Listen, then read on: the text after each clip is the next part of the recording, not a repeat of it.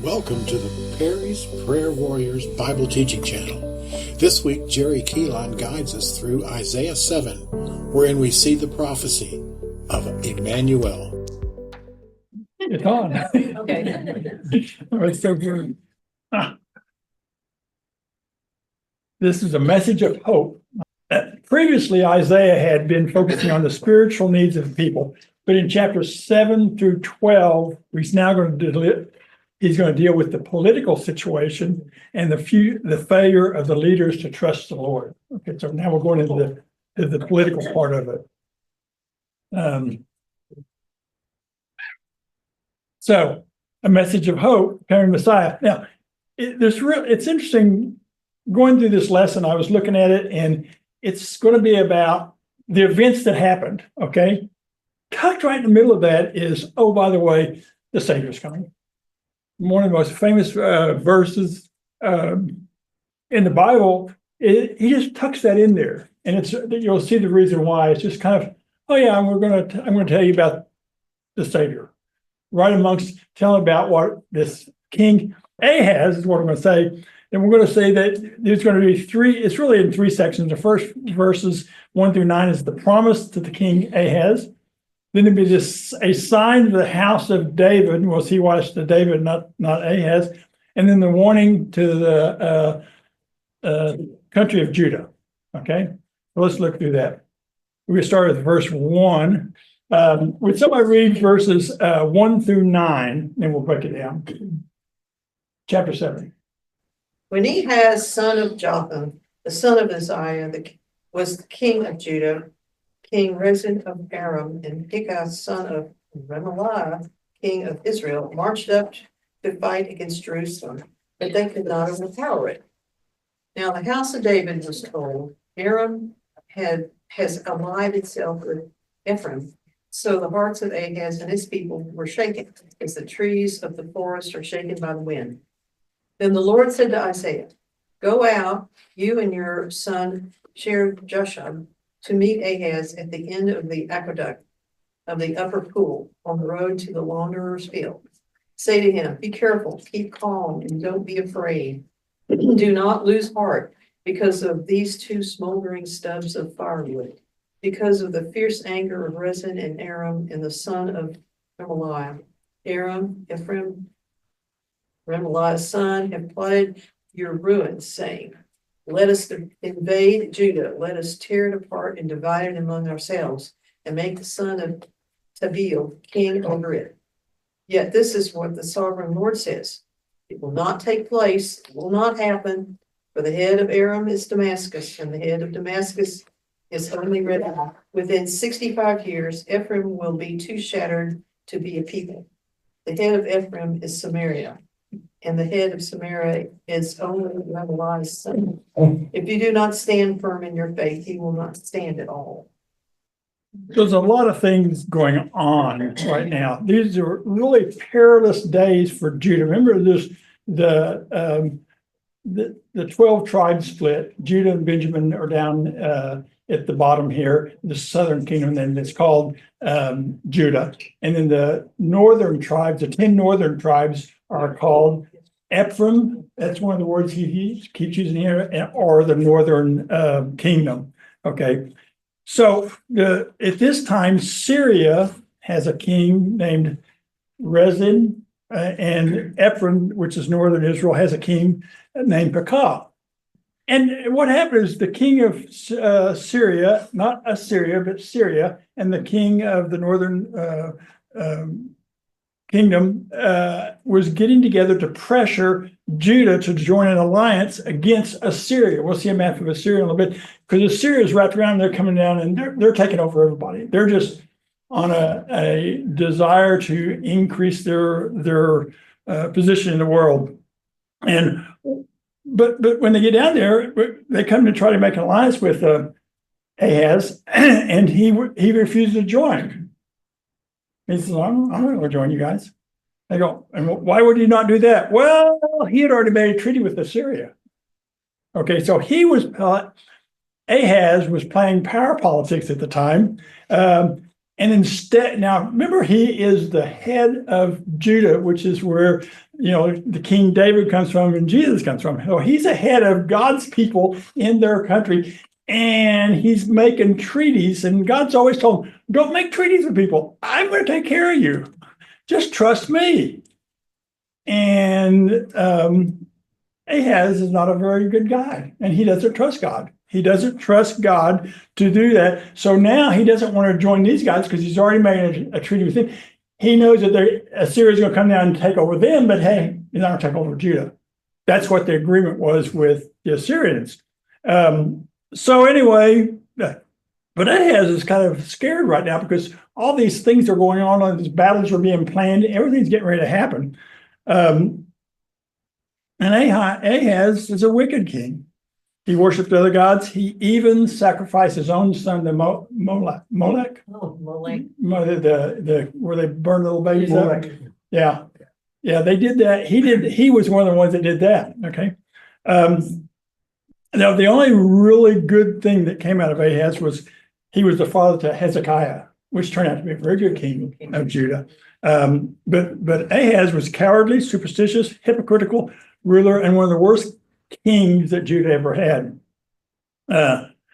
It's amazing how God allows kingdoms and countries to have terrible people, and then to make his plan work out.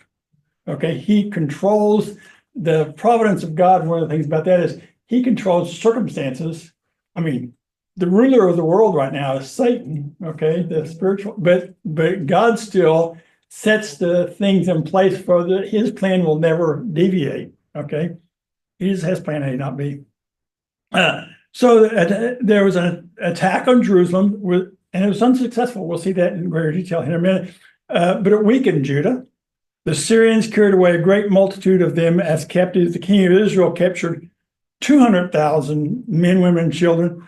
But later on, he sent them back because the prophet Obed, whatever it said, don't do that, send them back. So he did. Okay. So all this stuff is going on. It looked like things are going to be terrible. It looked like they're going to get wiped out. Okay. So they're trying to be protected. God's going to tell them otherwise here in a bit. But at this time, Ahaz is not trusting God. Okay. He's the ruler of God's people, but he's not trusting. He thinks, it says, how was Ahaz safe from this attack? Because of an alliance with the king of Assyria. And I won't even try to pronounce his name. That's what he thought anyway. That's what he thought he was going to save him. Then Ahaz met with his new master from Assyria in Damascus, and he went and he went there to Damascus. He saw all the pagan gods, the places of sacrifice. He copied their designs and remodeled the temple of the Lord in Jerusalem after these pagan sites that he saw in Damascus. Ahaz is a powerful example. He's not powerful, but extreme example of someone who enters into an ungodly alliance for good reason, yes, becomes thoroughly corrupted and compromised. Okay. It is important to understand the events in this. Now this is interesting. The events in this chapter happened before Ahaz made his final decision to put his trust in the king of Assyria. Sounds weird. Though we are told the end result of the attack in verses 1 and 2, the wage war against Jerusalem, against it, but could not conquer it. They tell you that what's going to happen, but it hadn't happened yet. Okay, so and the reason for that is though the end result is the attack, but they don't win. Isaiah is telling us the end result before he describes the prophecy that he's going to give. He's going to give the prophecy to him, but he's already told him it's the end of it. Okay. Now, this disregard for the chronology, okay, sounds kind of weird to us. Evidently, in Hebrew, natural Hebrew, ancient Hebrew, that's no big deal. You can mix up things and it doesn't matter. It was no big deal. You could tell them the end before you told them the beginning, and you told them the middle before you could do that was okay with their language and their customs. It seems like us, like, whoa, wait a second. That's why when you read the Bible, you got to really study it sometimes, because you really don't. You realize, wait a second, what's he doing? He's telling the end before the beginning. But that's what's going on. And it says, in his heart, Ahaz, in the hearts of the people, shook as the trees of the forest shake with wind. His people, he and his people reacted to fear instead of with trust in God. They were not trusting God, they were trusting themselves and their alliances. And God has always said, don't make alliances. Even the beginning of the tribulation, when he says, don't trust the alliances, don't make alliances, Israel's going to make an alliance for 7 years with the Antichrist. Okay. He says it over and over, don't do that. And they do it. Okay. Because they don't obey. So the comment was they were tossed and shaken, put great disorder and confusion. It's not about today, I'm sure. They put great disorder and confusion. They were wavering and uncertain in their counsel, hurried hither and thither, and could not fix any steady resolution. They yielded to the storm and gave up all for gone, concluding in vain not to make any resistance. Now that which caused a fright was a sense of guilt and the weakness of their faith. They had made God their enemy and knew not how to make him their friend, and therefore their fears traumatized them. Okay, so let's look at some of the details. In verses 3 through 7, it says, the Lord commanded Isaiah to take his son, and that means that his name, back then they put names meant something, and this name meant a remnant shall return. Okay, God tells Isaiah, take this guy, your son, whose name is a remnant shall return, as a side thing, so that he would capture that if he was paying attention to the scriptures, that a remnant will always survive through this. You're going to get ready to be destroyed, but there's going to be a remnant. Have him just stand there and see if he catches it. He doesn't. Okay. And he went to meet Ahaz. It says by a field and all this other stuff. He's really out inspecting the water system, the city water system. Now, he was doing that either in preparation for the attack so they could have water themselves, or in a way to where he could look at what do we do to destroy everything, so if they overtake us, they won't get the city. A lot of people, they'll destroy everything rather than let the bad guys get it. We'll leave all our arms and equipment there, let them have it. That's another point. So then in verse 4, it says, God told Isaiah to tell Ahaz, take care, be calm, have no fear, don't be faint-hearted because of the two stubs of smoldering firebrands. That's two burning logs, two trees that are everything's burned down. These two things they're not going to be there very long. Don't worry about these dudes. They're not going to survive through all this. You're so afraid of them, but they're going to be gone from history soon. Okay, so don't let that bother you. It does bother them because they're not believing God. So he tells them that, but that's not, God sees the future. God knows the future. He's controlling everything, and they don't see that because they're not paying attention to Isaiah. So how would Ahaz find peace in this situation? He would find it by believing God's promise that Judah's enemies would be defeated. Okay. He thinks they're ready to be protected because, the northern kingdom is getting wiped out. He's going to be wiped out, and he's trying to make these alliances. He doesn't know whether it's going to work. And God's already telling him, hey, don't worry about it. And, a remnant will survive. Okay. God vetoed the evil purposes of Judah's enemies. God gave, through Isaiah, the reason why such evil purposes of Judah's enemies would be doomed to failure. The reason being that whereas Syria and Ephraim, the northern kingdom, were merely human heads and leadership, Judah belonged to God, their true king, whose purposes would inevitably prevail. Okay, so God said, look, you got two guys that are humans that I built, I created. And you got me. I'm telling you one thing, they're telling you something else. Who are you going to believe? That's all it is. Every place in here, you're challenged to which one am I going to believe? What man says, in verses 1, 2, 3, the first 2 chapters of the Bible, you believe God or you believe the scientists on evolution. You got to choose. You got to choose all the time. It's never like, oh, I can go either way. No, you can't go either way. You've got to choose one way or the other. He says here, oh, he's going to make the wrong choice. He's going to make the wrong choice. He does. Okay. So then in verse 8, it says the heavenly promise that Ephraim, the northern kingdom, will be broken into pieces and stand no longer as a separate people was stated. 11 years later, when Samaria fell to Assyria and thousands of citizens of the northern kingdom were led away to Assyria, there were long lines that held together by chains in their nose and neck, or by ropes, I'm not sure. This horrible disaster happened to the northern kingdom should be a warning to Ahaz that it's going to happen to him too. He's got an alliance, but it's a little country with an alliance with a big country. The big country is the one that's really controlling things. And he already took out these 10 guys here, or 10 tribes here.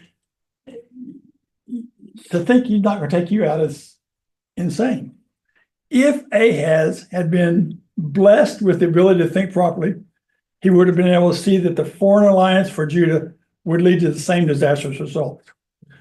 The total fulfillment of this prophecy part about them not being there, about the little stubs, will come about in 65 years. We'll see that in a minute. At that time, the king of Assyria was, I can't even pronounce his name, moved his residence from where he was to Babylon. In the same year, he sent from Babylon and the vicinities around it a bunch of people to repopulate Samaria. Following these events, Ephraim, the northern kingdom, will be shattered so that it's no longer a people. Okay, so the area is going to end up, the 10 tribes are going away. You see in the literature and everything, it talks about the 10 lost tribes. Now, man doesn't know where those 10 tribes are. This is a Keelonism. It's written in the DNA. We only know 3% of our DNA. I think it's written because, and why do I know that? Because God's going to bring up 12,000 people from each of the tribes, so he has to know where they're at. He has to know who they are. They may not know who they are, okay, because the records for the 10 tribes were lost. The records for Judah and those tribes are still the only ones that the Jewish people go with right now, okay? But these records are lost. We don't know who they are or where they're at. God knows. How would you keep track of that? Write it in a book. Put it in the DNA. It's in every cell of your body. I mean, how could you miss that? God can't. But anyway, the colonists, then these colonists that he sent, this king of Assyria who moved to Babylon, sent to Samaria, the colonists there intermarried with the few remaining Jews that were left, and the mixed racial descendants became the Samaritans, who were despised by the Jews in later times. So they goof up, they get taken away, they get brought back, they're mixed with the Jews that were left behind, and now the other Jews hate them. Yeah. That's why, nothing good comes out of there. And they always, don't go through Samaria. They're terrible people. They're terrible people because we got rid of them and bring other people in. It's us that did it. But they forget that. It's like everything. You bring people in. One of my daughters one time said, I just wish God had made people green and purple and red and white and black. That way they couldn't have this, oh, he's black, he's like this. You couldn't look at their color and know anything because everybody would be all mixed up. He said, it'd be so much prettier too. She was watching a lot of the Murph shows at that time. The little Smurfs, and they were little blue people. And she goes, why couldn't he make blue? Then in verse 9, it says he called, he's really making a call. This is kind of interesting. He's making a call to the people. And it's really a slogan-like play on words that they say is really hard to translate. There's one English guy in 1929 got a translation that kind of mates into the version I had on here was, if you will not believe, you surely shall not last. Because if you don't believe what I'm saying, you're not going to be around. The way this guy says, hold God in doubt, you'll not hold out. You won't be around. Or another way would be unsure, insecure. Okay. Faith in God is always a precondition for pleasing God, whether it's individuals or nations. Okay. So, oh, here's the, oops. There's that map. Here's a map of Assyria. Okay. So they're really wrapping around, there's Babylon, where is that? It's wrapping around the whole area. And Assyria grew and expanded and everything else. You'll see Samaria way down there by Jerusalem. There's Syria, and the northern kingdom was in there too. Okay. Okay. Somebody read verses 10 through 16. Again, the Lord spoke to Ahaz. Ask the Lord your God for a sign, whether in the deepest depths or in the highest heights. But Ahaz said, I will not ask. I will not put the Lord to the test. Then Isaiah said, hear now, you house of David. Is it not enough to try the patience of humans? Will you try the patience of my God also? Therefore, the Lord himself will give you a sign. The virgin will conceive and give birth to a son, and will call him Emmanuel. He will be eating curds and honey when he knows enough to reject the wrong and choose the right. For before the boy knows enough to reject the wrong and choose the right, the land of the two kings you dread will be laid waste. Whoa. Yeah. So he tells him, he says, ask for a sign from the Lord, make it as deep as Sheol or as high as heaven. It was ask for anything that will convince you that I'm your God, that you can trust me. Ask for anything. And he says, I'm not, I don't want to do that. Can you imagine the thought of going through that? He's rejecting a sign from God. And he did it God was doing this through Isaiah to strengthen the faith of Ahaz, because he's the leader of his people. He's trying to do that. And he could make any choice he wanted, but he refused, and he was pretending not to wish to tempt the Lord. Okay, that's what Ahaz was doing. He was actually quoting from Deuteronomy. Somebody read Deuteronomy 6:16 real quick. Do not put the Lord your God to the test, as you did it at Massa. Yeah. He's trying to say, oh, I don't want to test the Lord. He's not testing him. God's offering anything. Anything. He could have said, turn the sun blue. Make two suns. He could have asked for anything. God was willing to do it. He goes, I don't want to tempt you. I don't want to test you. So he was not a believer in the prophet then? Yeah. Because the prophet You has think? to be that. Yeah.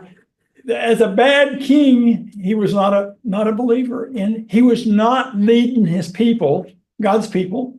That's why there's the little words there as a reminder that the remnant, even though bad men lead, God still saves. Okay, God still takes care of it. He's offering this really bad dude a sign. How much more will he offer us as his children? Think about that. He's offering a terrible man, the head of a lot of things that can is it responsible for the lives of a lot of people, and a lot of people are going to die because of this guy. He's offering him anything. He rejects it. What do you think he'll offer us? Well, he's offering us, eternal life with him. You can reject that too if you want. I mean, that's something you can do. You get to reject whatever you want to reject. like you said, not a good plan. So then Isaiah turned and he says, okay, fine. Listen now. Oh, house of Israel, not Ahaz. You're out, dude. House of Israel, I'm going to tell you a few things.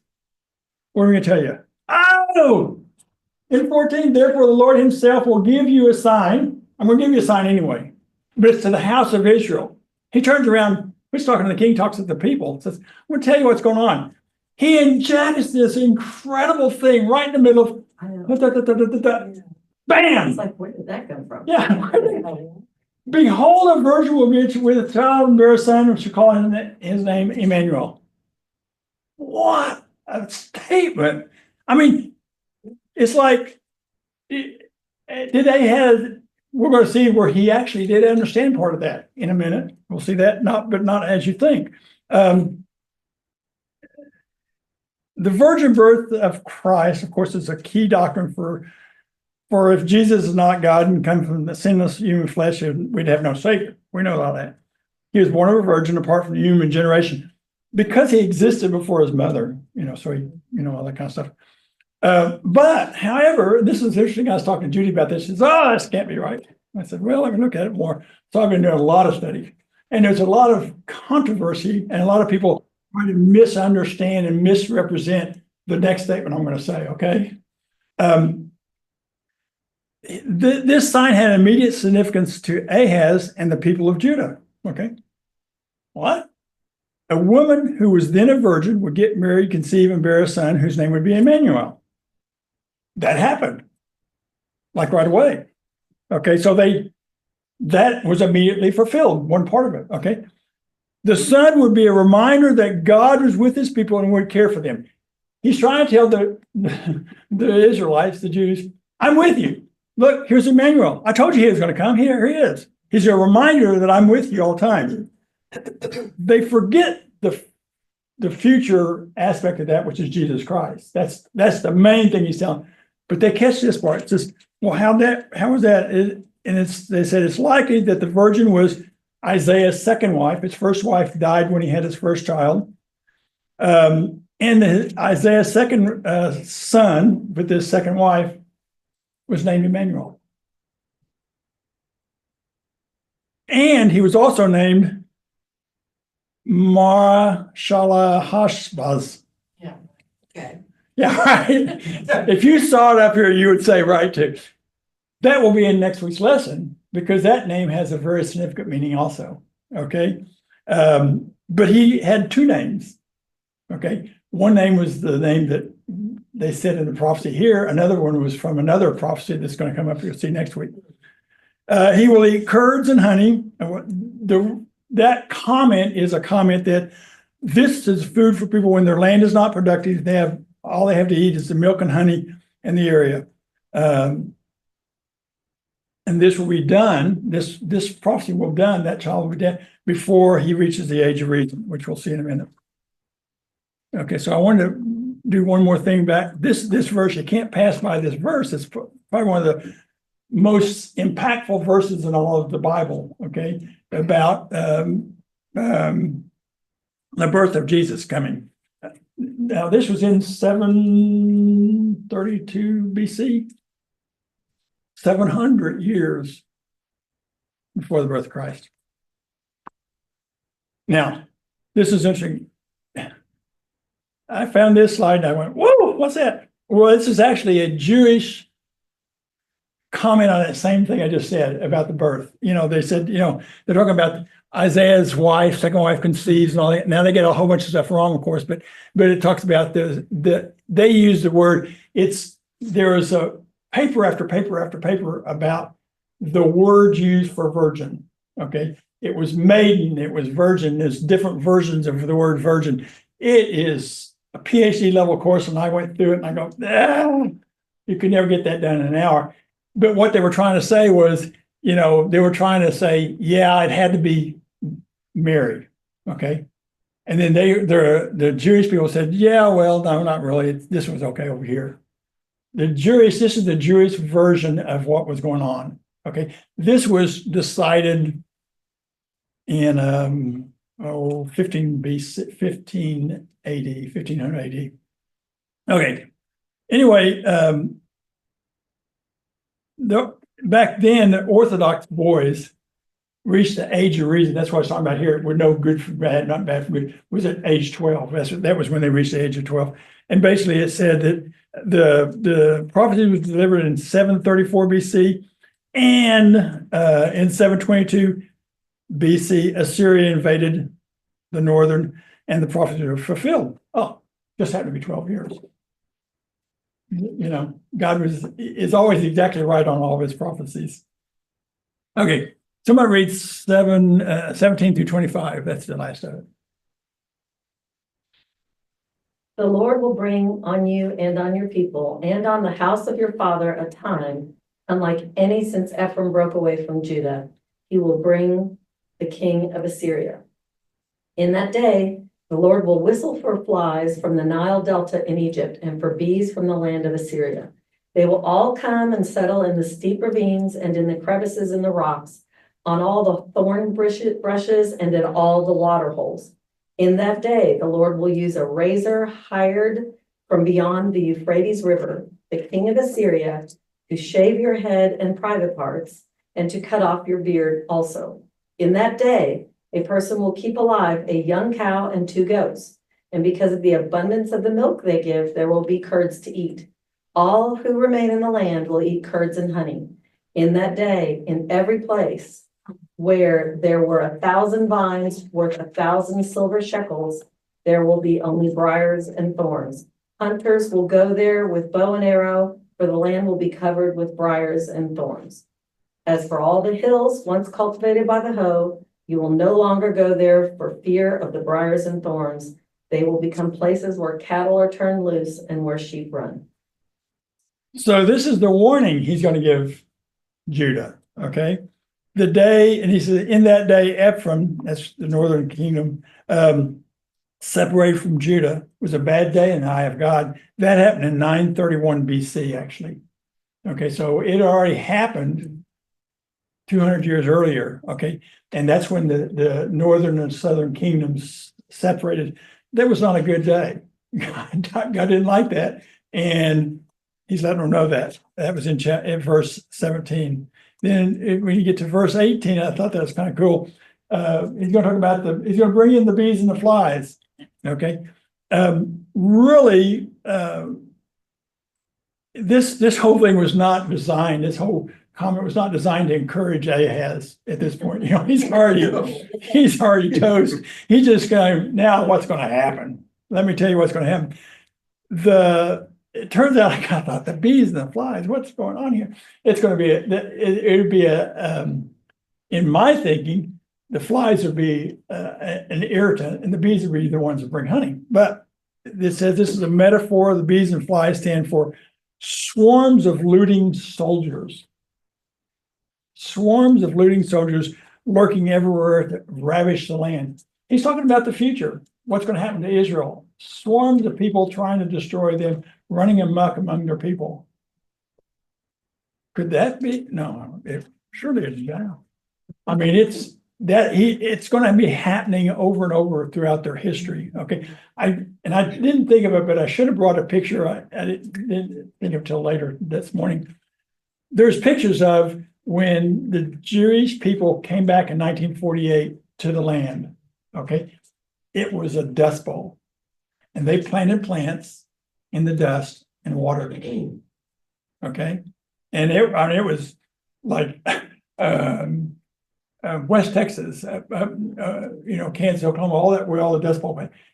It's devastated. And if you look at Israel today, it's lush. It's amazing. But they took time, and that these guys had devastated that land. Israel, when they came back, have revitalized that land. Okay, you can do that. They made deserts into farmland, into groves, and everything else because God was with them. But really, what he's saying here in verse 20, he's talking about the Lord will shave. He's not talking about himself. He's talking about he's going to strip Israel and all of Judah totally. Take all for them to lose their hair was just like, you know, because they was talking about the men mainly. We already talked about the women, but lose all those from last time. We're gonna pull it out.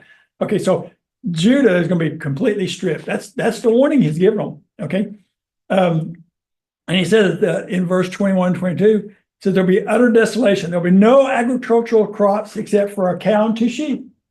And that's where the curd and the milk, the milk products, you make it into cheese and then the curds and all that kind of stuff. What they'd eat that and eat the honey of the wild bees. Okay.